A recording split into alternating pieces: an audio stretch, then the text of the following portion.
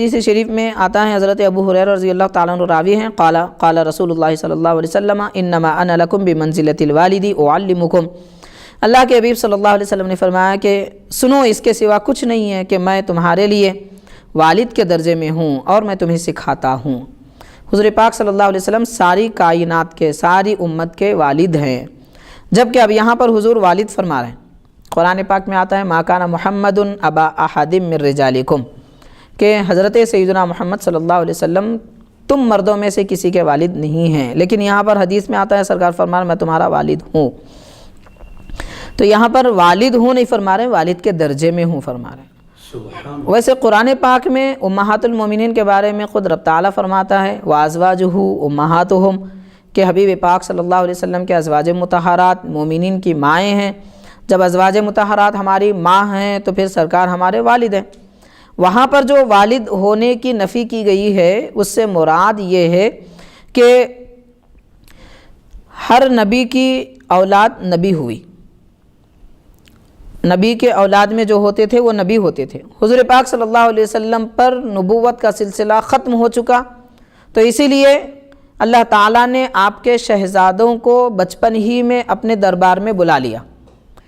وہ رجال نہیں بنے، ولد ہی رہے، سبی رہے، کم سن بچے رہے، سبی رہے، ولد رہے، اور وہ رجال نہیں بن پائے، اس سے پہلے ان کا وصال ہوا۔ تو اللہ یہی فرما رہے ہیں کہ ابا احد من رجالکم، تم میں جو بڑی عمر والے ہیں، رجل کہتے ہیں بالغ آدمی سے، جو بلوغ کی عمر کو آدمی جب پہنچتا ہے اس کے بعد سے لے کر 30 سال کی عمر تک رجال کا اطلاق ہوتا ہے۔ تو یہ رجل کا اطلاق جس عمر پہ ہو رہا ہے اس عمر تک سرکار کے شہزادے نہیں پہنچے۔ اللہ تعالیٰ وہی فرما رہا ہے، وہ اس لیے کہ پچھلے زمانے میں جیسے نبی کی اولاد نبی ہوتی تھی، اللہ تعالیٰ نے نبوت کا سلسلہ ختم فرما دیا، اس لیے قانون یہاں پر بدل دیا کہ سرکار کے شہزادوں کو بچپن ہی میں جنت نشیں فرما دیا۔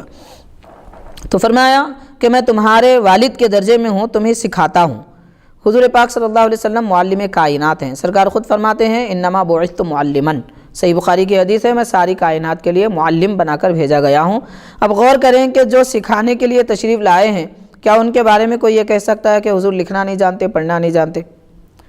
یہ جہالت کی باتیں ہیں، لا علمی کی باتیں ہیں، کم سمجھی کی باتیں ہیں، کیونکہ سرکار معلم ہیں۔ کوئی معلم ایسا دنیا میں گزرا ہے کہ اس کو لکھنا پڑھنا نہ آتا ہو؟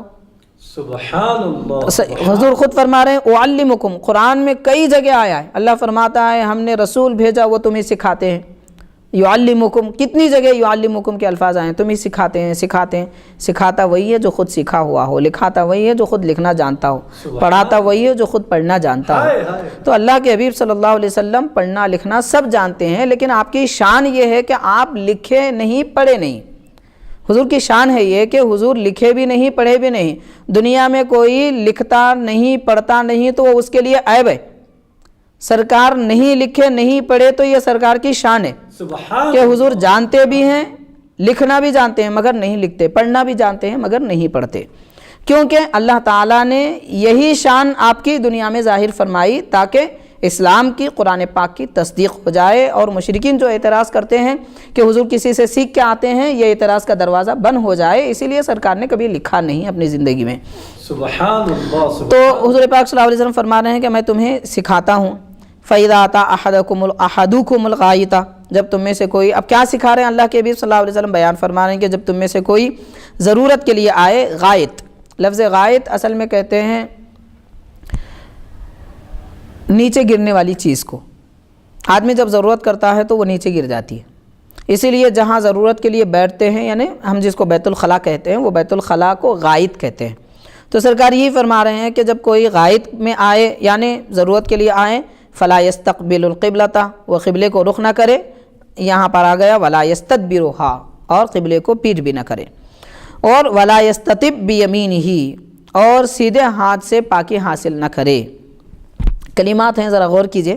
آج ہم سمجھ رہے ہیں کہ دنیا بہت ترقی کر چکی ہے، اور لوگ جب ضرورت کرتے ہیں تو ضرورت کے بعد میں اپنے ہاتھ صابن سے دھو لیتے ہیں، یا پھر کوئی لکوڈ استعمال کرتے ہیں، ڈیٹول وغیرہ وغیرہ، اور یہ سمجھ رہے ہیں کہ ہم بڑی سمجھ رکھنے والے ہیں، بڑے دانشور ہیں۔ افسوس کی بات ہے یہ ساری کائنات اگر کچھ سیکھی ہے تہذیب تو ہمارے آقا کے طفیل میں سیکھی ہے، سرکار کے کلمات سے سیکھی ہے۔ آپ الفاظ دیکھیے، حدیث پاک میں سرکار فرما رہے ہیں کہ کوئی قبلے کی جانب رخ نہ کرے ضرورت کے وقت میں، پیٹھ بھی نہ کرے، ولا یستتب بیمینہ، سیدھے ہاتھ سے خوشبو حاصل نہ کرے، سیدھے ہاتھ سے خوشبو حاصل نہ کرے۔ سیدھے ہاتھ سے خوشبو حاصل نہ کرے کا مطلب کیا؟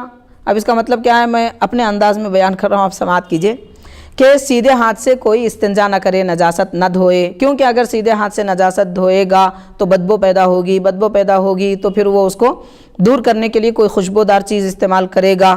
اس زمانے میں جڑی بوٹیاں ہوتی تھی، پاؤڈر ہوتے تھے، جو بھی ہوتے تھے خوشبو کی چیزیں وہ استعمال کرتے تھے، اب صابن لیکوڈ وغیرہ استعمال کرتے ہیں، تو سیدھے ہاتھ کو استعمال ہی نہ کرے تو پھر خوشبو سے دھونے کی ضرورت ہی نہیں پڑے گی۔